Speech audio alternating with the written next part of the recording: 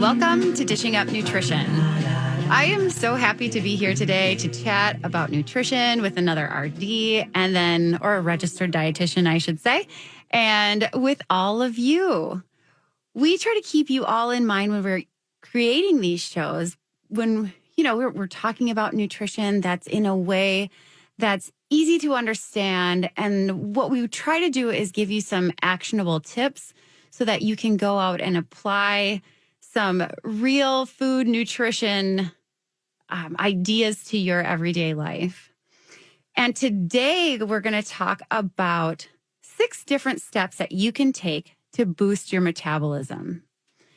If you have gained weight during the pandemic, you are not alone. And I bet you know that, because I feel like that's been a topic of conversation amongst, many of us, right? And there was a study published in the January issue of the Journal of Diabetes and Metabolic Syndrome, Clinical Research and Review. It reported almost 50% of adults gained weight during the first year of the pandemic. No surprise there, right? And news reports tell us that obesity was considered an epidemic even before the COVID pandemic. And now, of course, it's even worse. This study found that the high stress from the COVID pandemic led to unhealthy lifestyle habits and poor food choices, which in turn resulted in weight gain and an increase in chronic illnesses. I mean, who didn't stress eat or drink, right? What about entertainment eating? We didn't have anything to do. Right. So it was like, oh, I guess we'll eat. Might as well go grab a snack. Or what about loneliness? Did food become a companion for you? Or just the convenience of it. When we were staying at home and working from home, you'd pass by your refrigerator. It was so much more convenient to just grab something to eat, or out of the pantry or the cupboards. I had so many clients that said, when I'm at work, it's almost more safe because I can't just go get food. I bring my food and I eat what I have, or I go to lunch and I just eat what I have. And there's nothing else to have. But when you're at home, there's just all these options that you can, just kind of snack all day. Free access. Right. So like I said, today we want to share six steps that you can take to boost your metabolism to help you lose that pandemic weight and maybe even more. And normally maybe we would string you along throughout the show, but I think we should just give them the 6 steps now. Right. Yeah. Why not? Let's kick off with these 6 steps that we think are really crucial to boosting your metabolism. It's not a comprehensive list, but we think these are the most important things that you should start with. So, number 1, eat real food. Yes. Probably not a surprise if you've been listening to our show for a while. What does real food mean? When we say real food, because nobody's eating imaginary food. What is real food?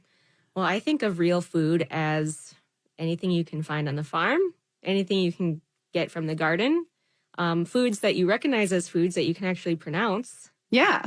Nothing from like a package or from the drive-through window. We're just getting back to the basics here. Good proteins, healthy fats, fruits and vegetables. Right. I love it. And step number 2, eat enough real food. Oh. We're not talking about starving yourself. We need to feed ourselves to have a healthy metabolism. Step number 3, eat real food consistently. And I think you could think about that in a couple of ways. Consistently over a span of time, but then also consistently throughout the day. Exactly. So you're feeding yourself at a certain time, and then you're eating again at another time. You're not like, starving yourself all day and then, backloading all the calories to the end of the day. Exactly. So just kind of front loading those calories so that you've got some good energy, good nutrition throughout the whole day.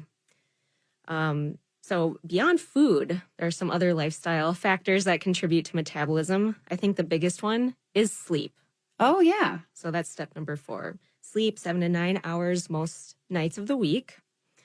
Step number 5, drink enough water. We need to stay hydrated. And then this last step, number 6, move your body. Get out there, move, find something you enjoy. And we'll talk a little bit more about that at the end of the show. Right. We want to build some muscles because muscles are, a really important part of metabolism. Exactly. Well, before we go any further, I suppose we should introduce ourselves. This show, Dishing Up Nutrition, is brought to you by Nutritional Weight and Wellness. It's a company whose mission is to help people find real health through eating real food.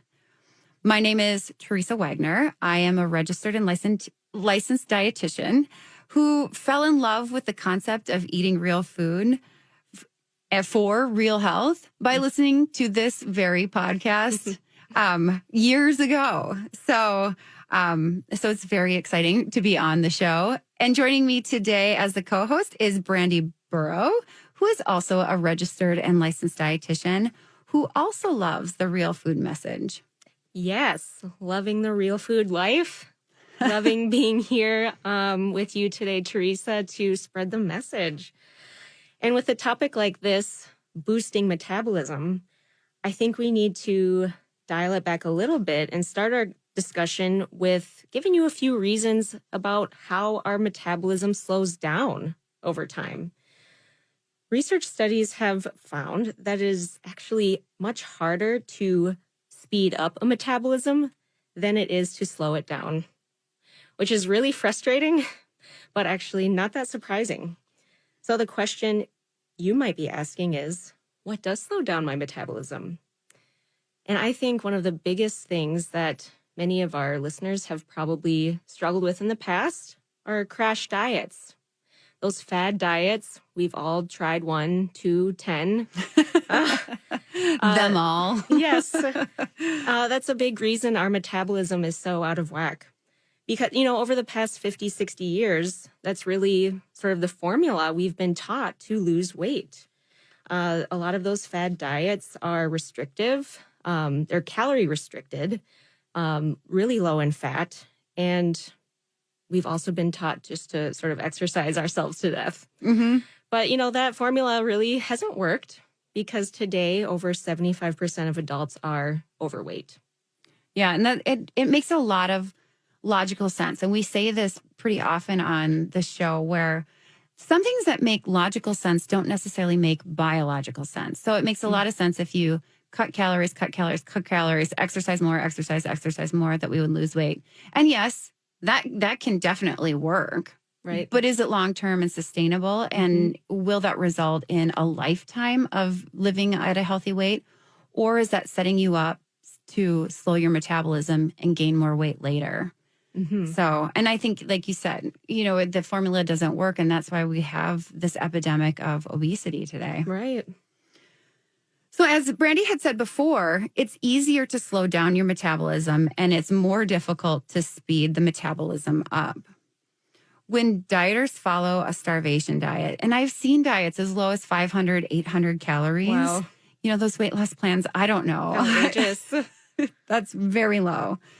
Rapid weight loss can occur. I mean, of course, right? I mean, there's no energy coming into our body. And Brandy, we like to think that when we're losing weight, we like to think that it's all fat mass, right? I mean, Right. That's what we're envisioning, that it's all fat mass. But in actuality, with starvation diets, that weight loss is not probably using your fat mass as a priority for energy. It's more likely to be using your muscle stores. Yep. And you're probably losing fluids, particularly water, as you're losing weight. And so when we're thinking about losing weight that way, yeah, it's fun to lose weight and it's fun to see those numbers come off rapidly. But if it's our muscles, Right. well, why are you going to the gym working so hard? Exactly. Or why are you, getting up extra early in the morning to do, boot camp or something like that, that we're told we should do? When you have less muscle mass, that's a problem because you end up with a slower metabolism. So if you've been a frequent dieter, really low calorie, man, my tongue is twisted today, isn't it? If you've been a frequent low calorie dieter, you no doubt have probably slowed your metabolism and you might have a sluggish metabolism. Yeah. And just to kind of think back to your point about rapid weight loss and losing muscle mass, I often have to encourage my clients that we do not want that. Slow and steady wins the race. Yes. It's actually preferred to have a weight loss of maybe 1, maybe 2 pounds a week, because then we have a better idea that we're actually losing fat, not muscle mass. Right. We want to preserve that muscle mass. Well, it's time for our first break. You are listening to Dishing Up Nutrition, brought to you by Nutritional Weight and Wellness. At Nutritional Weight and Wellness, we are all about eating real food for weight loss and health. Let me direct you to our cooking classes where we will learn about, this class is coming up that we will learn where you can buy great vegetables, and you will learn about how they taste and how to cook them in a way that will make them delicious, such as roasting, steaming, or sautéing them. If you want to learn more about this class, when we come back from break, Brandy will tell you how you can get involved. Welcome back to Dishing Up Nutrition. Just like Teresa was sharing before break, we have a really exciting cooking class coming up. This vegetable cooking class is led by Mary Ann, our culinary nutrition educator, and she will be demonstrating how to chop and sauté some of your very favorite vegetables on March 29th. This is at 6 p.m. over Zoom. Join her to get inspired and finally follow your mother's instructions to eat your veggies. Give us a call at 651-699-3438 to sign up.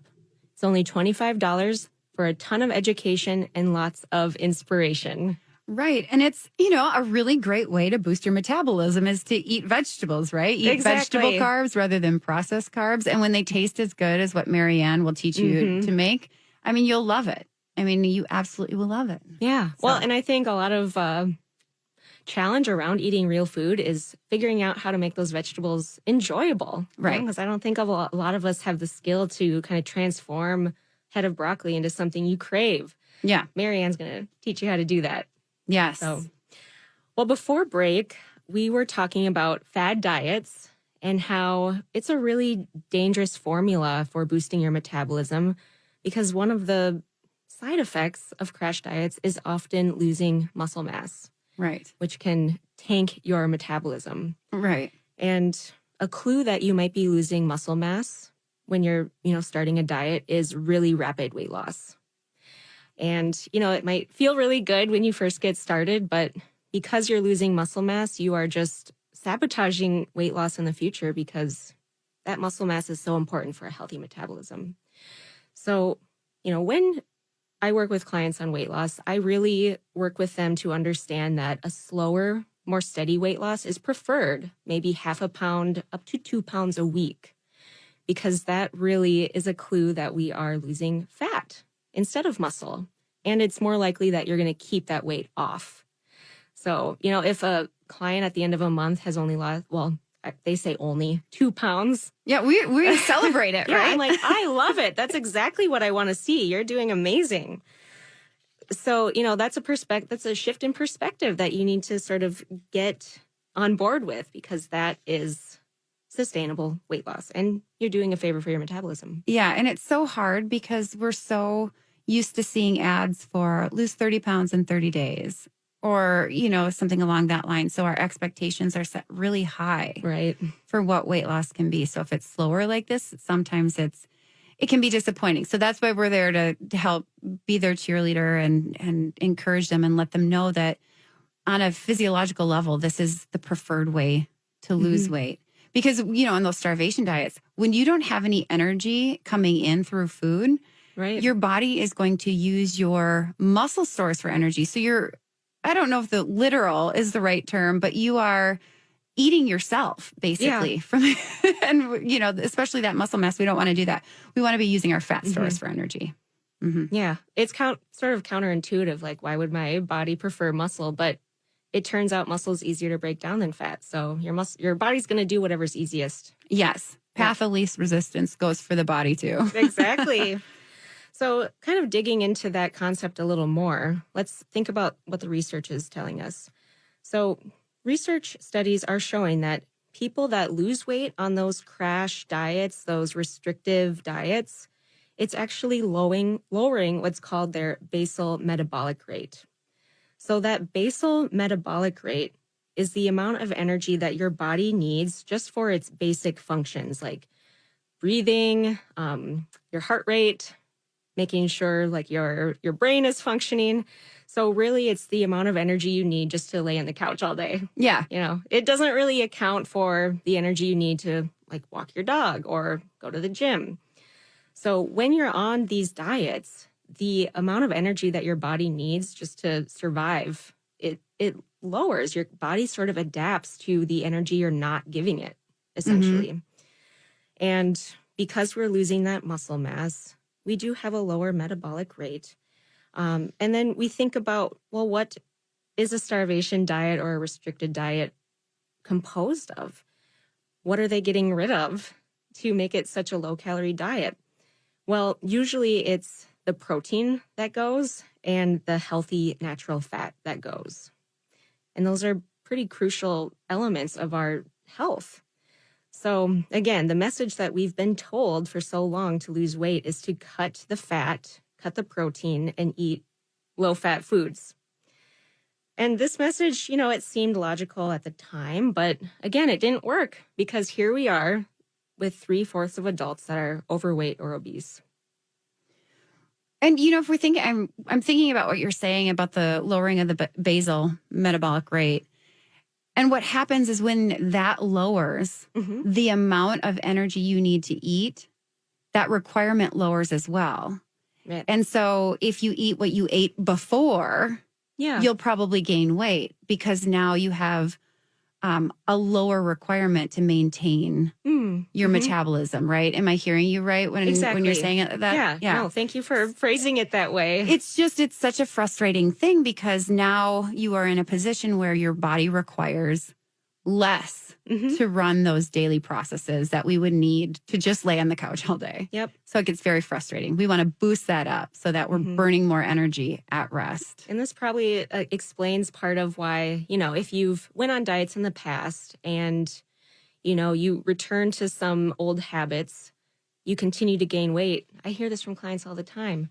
I've changed nothing about my diet. I've changed nothing about my lifestyle, but I can't lose weight anymore. So it's probably looking back to that change in basal metabolic rate. Many of our weight loss clients come to us seeking a solution to their slow metabolism and their weight concerns. Some of them have been on and off low-calorie, fat-free diets for years and have a very slow metabolism. We have found these clients need a metabolic healing plan to heal and reset their metabolism.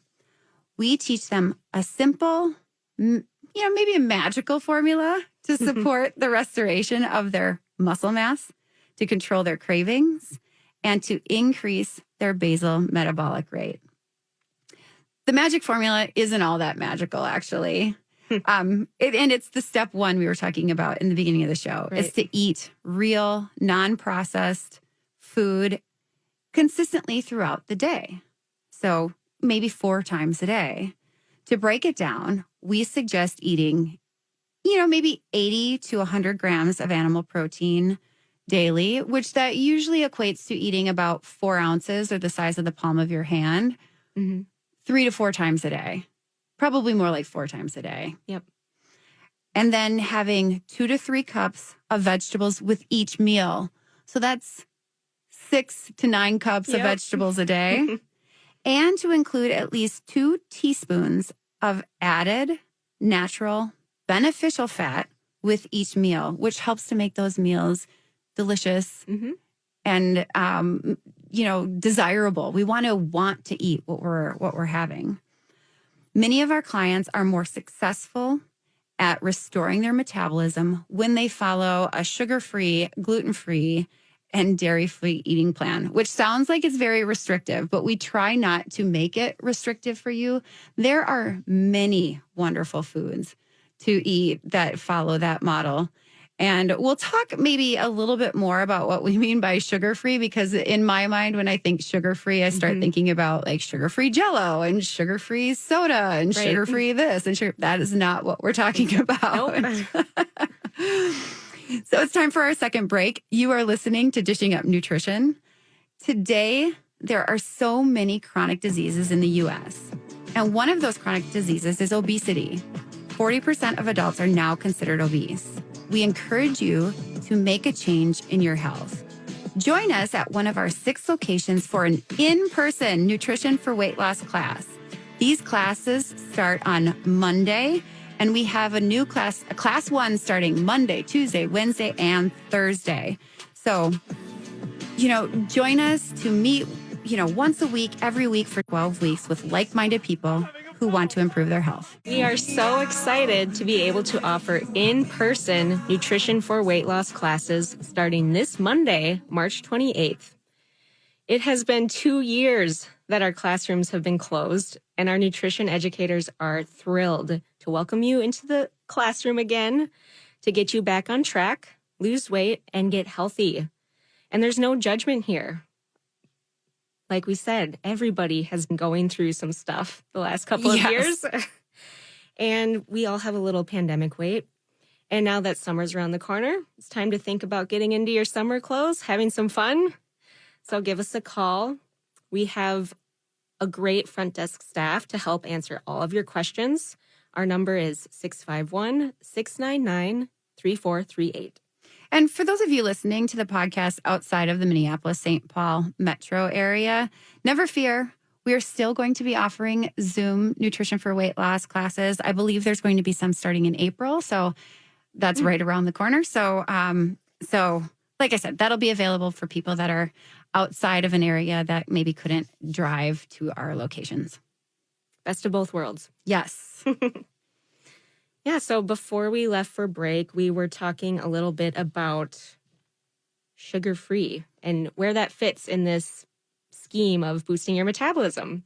So, Teresa, you were saying that when you're talking sugar-free, you are not talking about like sugar-free Jell-O or diet sodas. What do you mean when you say sugar-free? Well, really, what I'm talking about is foods that are naturally sugar-free. So thinking about things like drinking water instead of diet soda for 0 calories. I'm talking about eating proteins and healthy fat, eating proteins from animal sources, eggs, beef, chicken, those types of things. And healthy fats, olives, avocados, nuts. Yep. And then, of course, I'm also talking about things that actually do contain some sugar, but it's not sugar that we as people have added to it, that it just naturally occurs there. So I'm talking about fruits and vegetables and those types of foods as well. So that's what I mean when I say sugar-free. Yeah, I think it's good to clarify that because there's so many sugar-free products out there. Yes. And that would not usually meet our definition of real food. Exactly. So we're talking about, ways to boost our metabolism today. And many of the clients we work with at Nutritional Weight and Wellness, they come to us with a very slow metabolism. Most of our clients have already tried all the fad diets. Unfortunately, we are not their first stop. And over the years, they've tried those fad diets, many of which are those calorie-restricted diets that promise fast weight loss. And it's true, maybe they had some success in the beginning, but after a few weeks, they start to feel tired. They're not feeling their body. They feel irritable, maybe a little hangry. Right. And soon they are craving that sugar, because their body's sort of screaming for it. So it's not too long. It's pretty inevitable that they fall off the wagon. They cave into those cravings and end up overeating some of those very highly processed, high sugar foods. And end up gaining all that weight back, maybe a few more pounds. And that's really frustrating for a dieter, someone that's trying to improve their health. Well, it's a lot of work and it's a lot of sacrifice. Exactly. It is a ton of work. And, then you end up feeling defeated in a way and almost feel like a failure because not only did you gain weight back, but even more, you're in a worse place than you started. So if you have had that experience, honestly, I'm here to tell you you're not a failure because those plans are not meant for you to succeed. They're not meant to be sustainable. It's just you're doomed from the beginning, to be honest. Mm-hmm. Here is some interesting research. A study reported that women who ate more were actually thinner, and those who ate less weighed more. Another way to say that is larger eaters, maybe quantity eaters, don't necessarily become obese, while eaters who are always on a diet or restricting food or calories seem to gain weight more easily.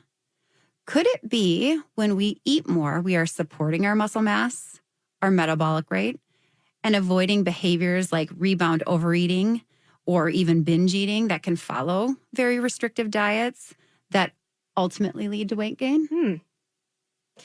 Yeah, that's a really interesting concept. Eat a little more, weigh a little less. But I think that with any research, we really need to consider all the factors that played a role in that study.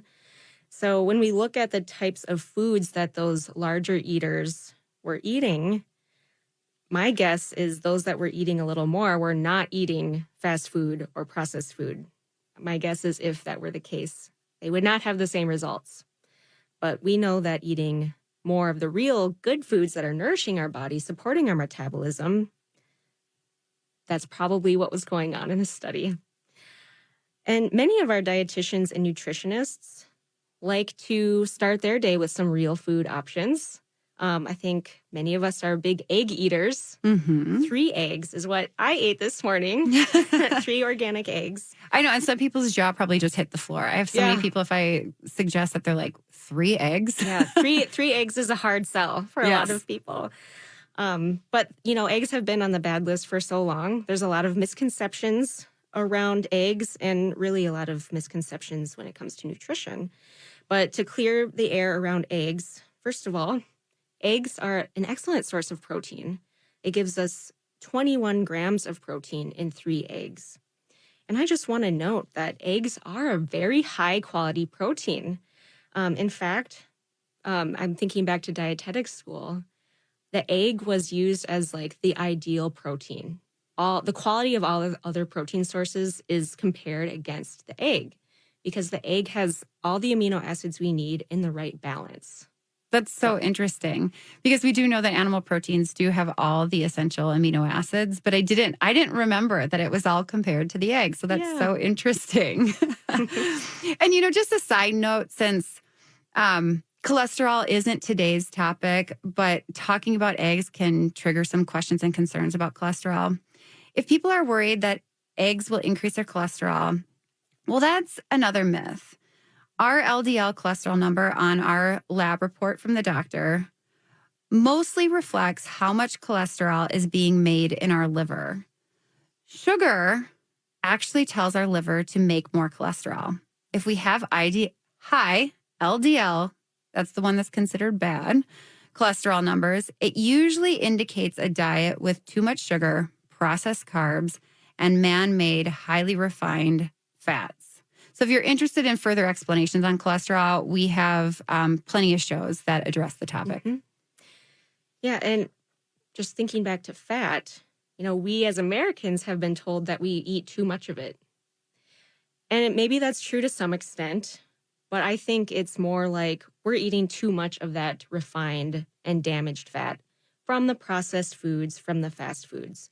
So yes, I think Americans are eating too much fat, but they're eating too much of the wrong type of fat that supports good health. And I think many people understand in general that fast food is not good for their health. But a big reason that's the case is because it's made with those refined oils that can slow our metabolism. Same thing with processed foods. I'm thinking processed foods like potato chips, basically a French fry in a bag when you think about it. So let's think about this. How much fat is in 1 ounce of potato chips? And to add some perspective, 1 ounce is really just a few chips. So in 1 ounce of potato chips, we are up to 10 to 13 grams of that refined, damaged oil. And what happens when you open a bag of chips? Are you going to stop at 3 chips? No, I absolutely wouldn't. Yeah, so I think most people are going to, maybe keep going to the bag or maybe sit on the couch with the bag, and before you know it, the whole bag is gone. So if you were to do that, we're talking about 7 ounces of chips. So doing the math, now we're up to 70 to 90 grams of damaged refined fats. Maybe a better visual of that is thinking in terms of like, what does that oil actually look like if you were to measure it out? that adds up to about 5 or 7 tablespoons of oil, of damaged oil. That's all slowing your metabolism. Which is funny because when you're saying 5 to 7 tablespoons, my mind goes to, well, what does that look like in cups? Mm-hmm. And that's between a quarter cup and a half a cup of oil. Yikes. So that's... Yeah, think about just guzzling that. No. Yeah. Yeah, so think half a cup of oil when you see a bag of potato chips. Maybe that'll deter you. Right. So yes, Americans are eating too much of these refined fats, and we know it is slowing our metabolism. So if you have a slow metabolism, what type of oil are you cooking with? Or are you eating? Are you still cooking with that big bottle of vegetable oil? We are all trained to believe that vegetable and seed oils, such as soy, corn, canola, sunflower, and cottonseed oils, were good fats to use in place of saturated fats. But in reality, these vegetable and seed oils are all highly refined, damaged, inflammatory oils, and they slow our metabolism. So when we think about that too, it's inflaming our body. Mm-hmm. And when our body is inflamed, our metabolism isn't going to run well. It's got bigger issues to deal with, right? The metabolism is a lower priority. I mean, of course, your metabolism is always running. Yep. But to the degree that we're using our metabolism for weight loss is going to be diminished. Exactly. So that's one of the reasons anytime I meet with a new client, one of the first things we talk about is how to stop using those refined oils. Because even if weight loss isn't a goal, usually reducing inflammation is. So get rid of those refined oils. We're not talking about getting rid of the fat, but replacing the refined oils with the healthy, natural fats. Upgrade to healing fats when you're cooking at home in your own kitchen. You have control over the quality of your oil, and that's a really easy switch to make. Start using butter, coconut oil. Yeah, avocado oil, olive oil. Yep. Exactly. All the good ones. Yep. So, cooking at home is another step you can take just to boost your metabolism because you are using higher quality ingredients. You're using natural fats. But think about when you go out to eat. What oils do you think they're using? Right, the cheap oils, the seed oils and the vegetable oils. Exactly. Well, I hate to interrupt you here, but it is time for our third break. You are listening to Dishing Up Nutrition. Some people like taking classes, and some just don't like taking classes and prefer to make monthly appointments with their nutritionists. I have a couple of great stories to share and success stories with weight loss. And we are actually planning a show that will feature 2 of my clients who have lost a significant amount of weight by following a real food metabolism boosting plan. Each of these ladies and I have monthly meetings for the last year. Of course, they do all the work and they're responsible for all of their successes. But I truly believe that the ongoing support helps to keep them dedicated and focused to their goals. So we will be featuring that in an upcoming Dishing Up Nutrition. Very cool. Welcome back to Dishing Up Nutrition. Before we get to our topic, 6 steps to boost metabolism, I have an exciting announcement. We are looking to hire a front desk manager. It's a location coordinator for our Maple Grove location. So if you are passionate about health and real food nutrition, come join us and work with our team and a great group of people, a group of like-minded people. So go to our website for more details or call us at 651-699-3438.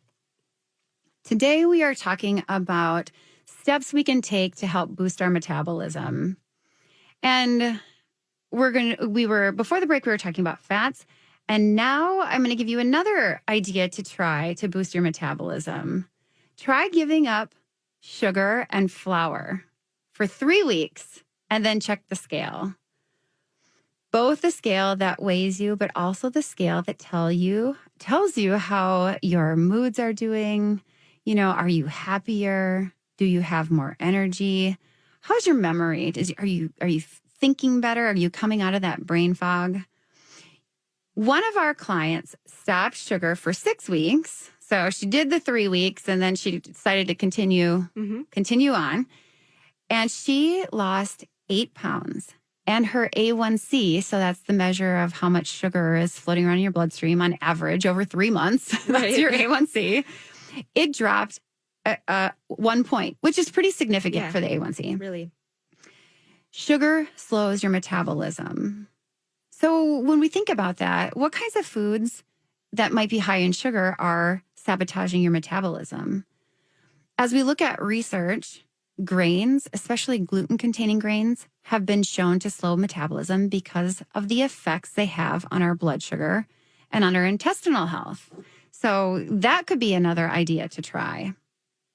You know, and an idea or a breakfast that might seem healthy, yogurt and granola, might be something that could be sabotaging your weight loss goals because of the sugar.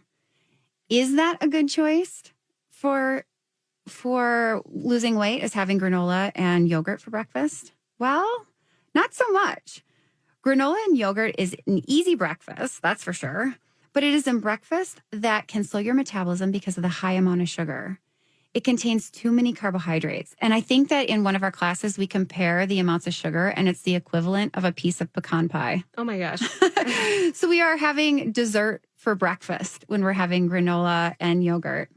So let's break it down quickly. A half a cup of granola contains 32 grams of carbs, or that metabolizes into 8 teaspoons of sugar. And a half a cup of vanilla yogurt contains 34 grams of carbohydrates, or 8.5 teaspoons of sugar, or metabolizes down into 8.5 teaspoons of sugar. So together, that's 16.5 teaspoons of sugar. And that's if you just have a half a cup of each, which if you look at your fist, if you're a woman, a cup is about the size of your fist. So if you're a man listening, think of a woman's fist. Okay. That's not very much to eat. So when we think about quantities, that's not a large quantity. But that much sugar raises your blood glucose, leading to insulin resistance and a slow metabolism. Now, I hate to take things away from people, so there is an alternative. If you want to have yogurt and granola like breakfast, what I suggest is use plain, full-fat yogurt, add your own fruit for sweetness, and then add some chopped nuts for that crunchy feeling or that crunchy thing that granola gives, or maybe some seeds or a combination of nuts and seeds you can put on there. And then maybe for a little protein boost, stir in some collagen powder because that will just sort of disappear within your yogurt and not change the texture or consistency or flavor Good of idea. that. I love that idea. It's a good metabolism boosting breakfast too. Yes. So again, we've got a metabolism problem here. 3/4 of Americans are overweight or obese, and they're suffering from a lot of chronic health conditions connected to that extra weight. So what are some things that we can do to get our metabolism back on track and make that weight loss possible? Well, I always suggest tackling one thing at a time. And I mentioned this earlier. An easy thing you can do today is switch out your cooking oils. If you're still using those refined vegetable oils in the kitchen, I would make a donation to the trash can and start using butter, olive oil, coconut oil, maybe a little bacon grease, my personal favorite. Just gives a wonderful flavor to those eggs in the morning or some sauteed vegetables. But one thing I want to caution with using these real beneficial oils, make sure you're not cooking it at a high heat because that can actually damage the integrity of those oils. Yeah, good advice. So cook at a lower temperature with those oils and you'll be sitting pretty. Yeah. Another thing, buy fresh whole foods and cook from scratch. That way you're controlling the ingredients of the foods that you're eating. At least 50% of processed foods contain damaged refined oils that slow your metabolism. So we've talked about a lot of approaches we can take in our diet to boost our metabolism. But now I want to talk a little bit about some other lifestyle factors we can think about to boost our metabolism. I think sleep is the most important of all of these. Yes. Sleep is so important, getting 8 hours most nights of the week, because a lack of sleep can really lead to sugar cravings and overeating some of those high sugar processed foods that can disrupt your blood sugar, which is very stressful on the body. Yes. And generally speaking, a lack of sleep is very stressful on the body. And when you're in a state of stress, your adrenal glands, which are, they're responsible for releasing hormones, they will produce more of the stress hormone called cortisol. And that can lead to more insulin resistance and a slower metabolism. So sleep is a really great tool to lose weight and a foundational step to boost your metabolism. Yes, it's an important step. Another step is to boost your metabolism is to drink at least 8 glasses of water per day. Yeah. Drinking water is a habit that will boost your metabolism. Our bodies are more than half water, so it stands to reason that it functions best when we're well hydrated. So we want to drink enough water in order for our bodily processes, our metabolism, to run better. Exactly. So when you're drinking enough water, your kidneys are supported, and that relieves some of the stress on your liver, so it's free to burn fat. Yes, yes. And I can't ignore this last step. Right? To boost your metabolism, you got to move your body. Yes. And especially movements that can build muscle, remember, because muscle is so critical to our metabolic rate. Right. We were talking about basal metabolic rate, and a lot of that has to do with your muscle mass. Right. So I think it's more important just to find something that you enjoy, even walking your dog or going on a bike ride, maybe dancing. Yes. All of those things can boost your metabolism. Yes, absolutely. I mean, I really feel like exercise is so important. And so many reasons. And it's funny because even as I said it, I was like, oh, I shouldn't say exercise. Really what we're talking about is movement. We want to use our body in a way that builds some muscle. Yep. Certainly, whatever you like to do is what you'll probably do. So that's why we encourage. Find something that you like and do that thing. I'm not going to tell you to go for a run. I'm not going to tell you to, join a boot camp. If you like those things, great, do those things. But we just want to boost our metabolism. And even like sometimes women, I find one of the things that boosts the metabolism the fastest when we're thinking about, if people are like, well, what should I do? Strength training or just working on something that has to do with strength that really concentrates on building muscle is a really good one to consider. Of course, if you don't like that, then, find the thing that you like and you enjoy. So to review our steps, the 6 steps we talked about today is to eat real food, eat enough of it, eat it consistently, maybe every 3 to 4 hours, sleep 7 to 9 hours a night, drink adequate water, and get some movement in each day. Our goal at Nutritional Weight and Wellness is to help each and every person experience better health through eating real food. It's a simple but powerful message. Eating real food is life-changing. Thanks for listening to Dishing Up Nutrition. If you enjoy this podcast, please share your favorite episodes with a friend or leave a review on iTunes, Stitcher, or iHeartRadio. The content and opinions expressed are those of the hosts or presenters. They are not intended to diagnose, treat, cure, or prevent disease. Product statements have not been evaluated by the FDA.